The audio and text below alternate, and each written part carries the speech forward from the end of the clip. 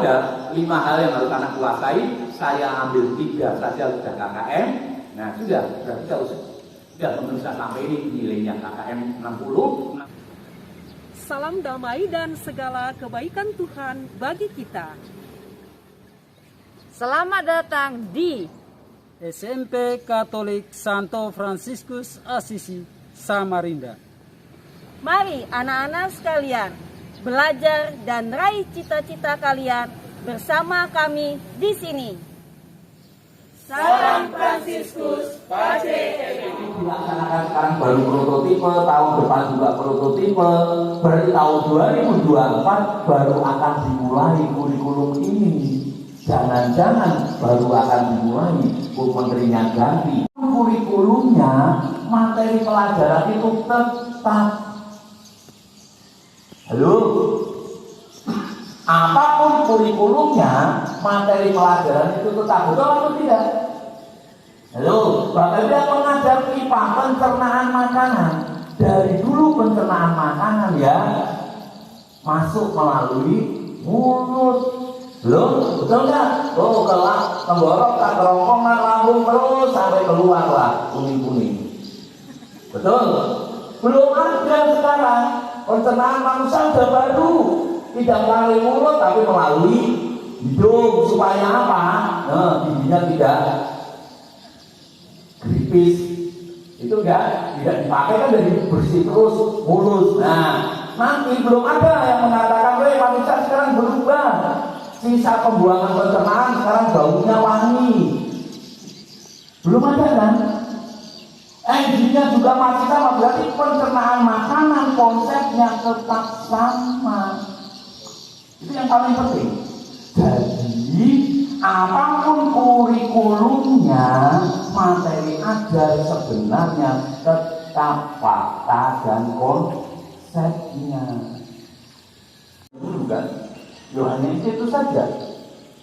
Betul ya? Nah, maka berarti yang berubah apa? Sebenarnya setiap perubahan kurikulum yang berubah adalah bagaimana materi ini akan dikuasai oleh siswa. Yang berubahnya itu, caranya bagaimana, menilainya bagaimana, itu saja yang setiap tahun berubah. Setiap perubahan kurikulum itu berubah. Dan yang lebih sedih lagi, mau berubah seperti apapun, teori belajarnya masih sama. Teori belajarnya masih sama, sehingga sebenarnya pikirannya masih sama, tapi di Indonesia seringkali diberi nama yang berbeda. Karena beri nama yang berbeda, akibatnya seolah-olah baru, padahal sami mawon, kalau bahasa Indonesia sama saja. 1-2 sama capaian aspek pengesikap sekarang tidak 1-2, tapi sikap saja dijadikan 1. Nah itu misalnya ya.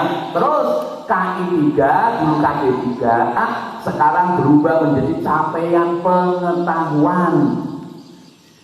Itu ya.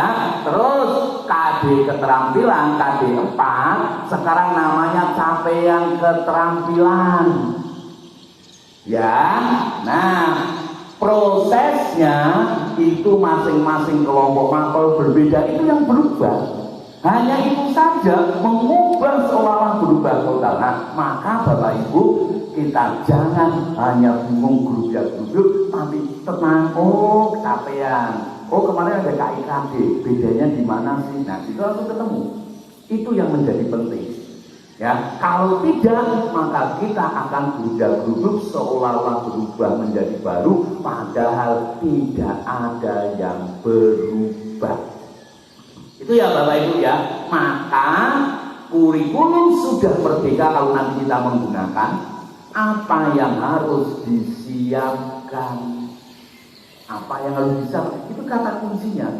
Apa yang harus kita persiapkan ketika kita mendapatkan kurikulum baru nanti, melaksanakan kurikulum baru yang diberi nama Merdeka. Itu ya Bapak Ibu Saudara. Lalu keluarnya adalah mapel. Oh, di subtema ini bagaimana mapel bahasa Indonesianya, bagaimana mapel IPS-nya, bagaimana mapel IPA-nya, dengan berbagai macam aktivitas, dengan berbagai macam diskusinya yang membuat siswa diharapkan diajak mikir. Itu Bu Petik. Maka saya tidak tahu apakah sudah pernah lihat contohnya atau berminat. Kalau berminat silakan saja.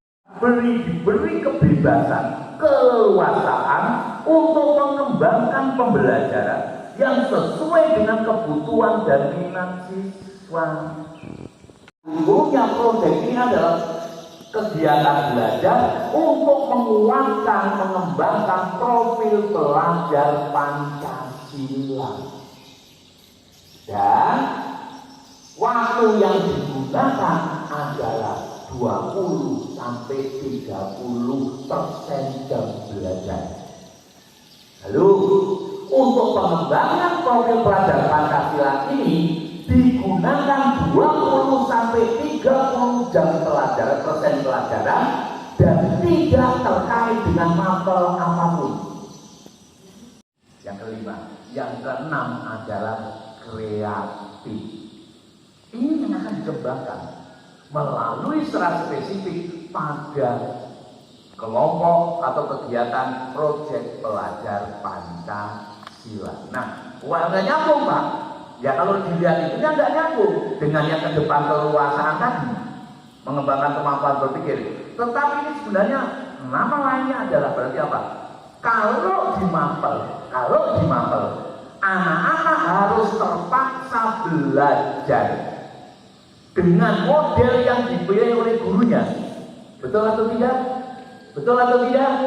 Betul.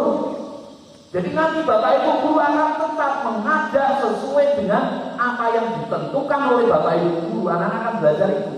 Nggak mungkin Bapak Ibu akan mengajar satu anak dengan anak lain yang berbeda di dalam kelas. Tidak mungkin.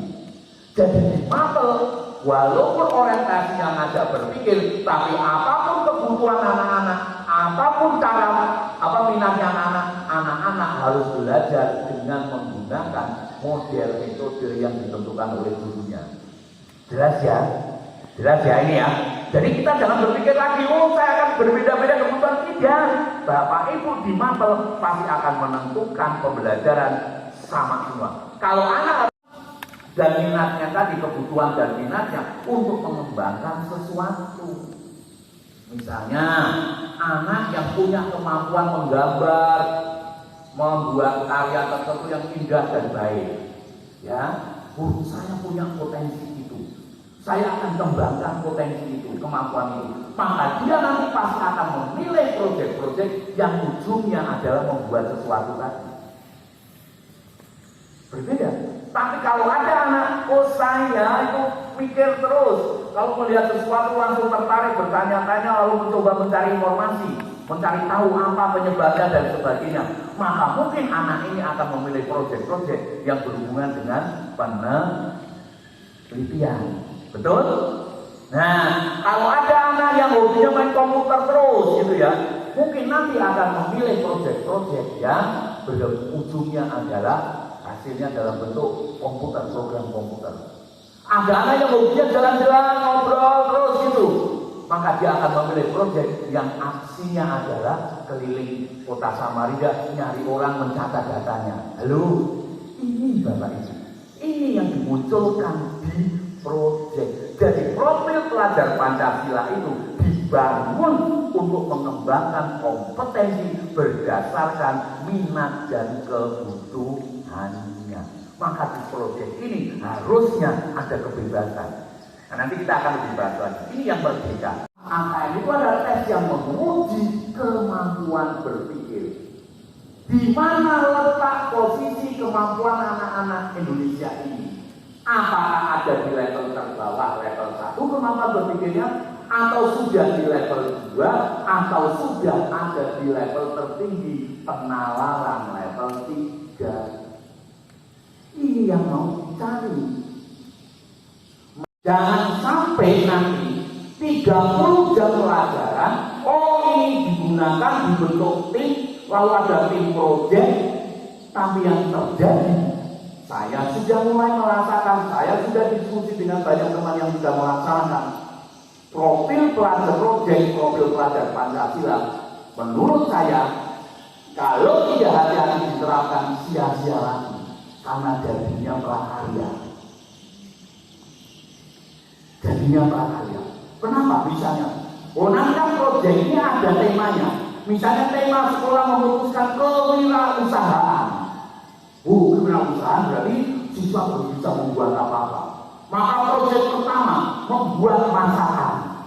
Maka dibimbing oleh ibu-ibu yang suka masak, mari kita buat masakan. Maka yang terjadi prakarya masak. Proyek yang keduanya, kita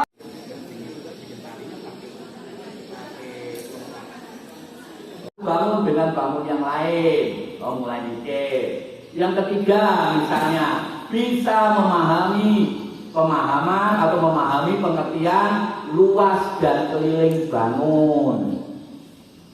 Keempat, bisa menghitung keliling dan luas bangun. Kelima, mungkin bisa menjadi sekolah pilihan dan itu bisa menjadi pembeda dengan sekolah yang lain. Itu ya, jadi bisa pilih. Kayak saya SMP dulu masih ingat, pernah. Pilihan. Di KKM. Ya, jadi tadi dikatakan bahwa KKM itu tidak dihilangkan, tetapi dia bentuknya bukan dalam bentuk angka, tetapi lebih mengarah ke portofolio. Nah, kompetensi. Nah, pertanyaan saya, jika itu bentuknya dalam bentuk portofolio kompetensi itu, berarti untuk tolak ukur untuk kenaikan kelas, kemudian kelulusan khususnya di dalam rapot dan ijazah, otomatis tidak ada dalam bentuk angka penilaiannya. Itu yang saya tangkap mengenai KKM. Jadi kalau dari awal KKM itu tidak dalam bentuk angka, otomatis di dalam rapot, kemudian dalam kelulusan misalnya ijazah, bahkan lebih jauh lagi ke perguruan tinggi, berarti mungkin tidak ada lagi IPK dan sebagainya. Nah, seperti apa kira-kira itu Pak? Kemudian yang kedua pertanyaan saya, khusus untuk Pak Kris, berapa persen kira-kira menurut Bapak bahwa kurikulum Merdeka Belajar ini akan diterapkan di Indonesia pada tahun 2024? Itu saja, terima kasih. Selamat siang, salam Fransiskus Pak CBN. Saya masih akan menerima kalau AKM nanti akan digunakan sebagai pengganti ujian nasional dan tetap akan dinilai untuk kualitas sekolah. Saya tidak mungkin masih bisa menerima asal model AKM, model penilaian kemampuan berpikirnya. Kenapa? Karena kemampuan berpikir ini tidak bisa didirikan. Mengapa tidak bisa didirikan? Karena kemampuan berpikir itu bersifat melekat dan otomatis digunakan. Jadi kalau orang atau anak atau kita kemampuan berpikirnya hanya sampai level 1, level 2, menghafal, hidup kita pasti baperan. Walaupun sudah profesor, ada nggak profesor yang baperan? Ada. Yang mengaku ahli ilmuwan, mengaku pengamat, tapi baperan ada. Nah, tahu, anak anaknya atau babinya kecapean ini, anak harus bisa ini. Nah, sudah. Kalau saya buat soal sudah jelas mengukur yang mana. Kalau kita bisa membuat ranking levelnya, berarti level 1, level 2 itu urutannya ya, dari yang mudah, dari yang sederhana menghafal, sampai kepada yang sudah mencipta misalnya soalnya levelnya, dan itu bisa dibuat seperti itu, maka kita sudah bisa menentukan KKM tadi berdasarkan kompetensi yang mesti dikuasai oleh anak tadi. Nah, setelah tahu ada 5 hal yang harus anak kuasai, saya ambil 3 saja sudah KKM. Nah, sudah berarti kalau sudah bisa sampai ini nilainya KKM 60%, tetapi kalau 60% itu artinya KKM 70, maka kita harus berani memberi nilai 70. Itu Bapak Ibu. Kalau kita mau seperti itu. Jelas ya? Kalau mau 70 beneran ya kita buat soalnya. Dipastikan dilaksanakan. Jadi mulai tahun depan seluruh guru harus membuat RTP, dikontrol oleh pimpinan sekolah dan dikontrol apakah RTP ini dilaksanakan atau tidak. Itu yang pertama. Yang kedua, ketika dilaksanakan harus dipastikan bahwa ini ada perubahan orientasi menuju kualitas seperti yang dikehendaki oleh yayasan dan oleh pimpinan sekolah. Itu yang paling penting. Dan numerasi. Lalu banyak orang yang mengatakan literasi membaca ini adalah ujian bahasa. Numerasi sebanyak mungkin, walaupun nanti kita bisa pilah-pilah lagi, tapi tanggung jawab seluruh mata pelajaran upayakan untuk meningkatkan kemampuan berpikir siswanya. Maka inilah. Tapi kalau hanya ini saja dari segi dari bentuk begini, maka tidak stabil, gampang ambruk. Maka untuk membuat stabil dilakukanlah evaluasi, pengecekan secara berkala menggunakan AKM. Jadi AKM itu berfungsi untuk memastikan bahwa pembelajaran tadi sudah sampai kepada peningkatan kemampuan berpikir. Dan sekali lagi informasi di dalam teks tersebut tertulis. Maka soal-soal literasi ya, level 1 itu jawabannya selalu sudah tertulis di dalam teks. Jadi soal level 1 itu tertulis dalam teks. Kalau level 1 saja belum bisa menjawab, nggak mungkin dia bisa menjawab yang lain. Berarti kan pesan yang tersirat, yaitu apa? Menemukan informasi baru yang tidak tertulis dengan berpikir menghubung-hubungkan informasi yang tertulis.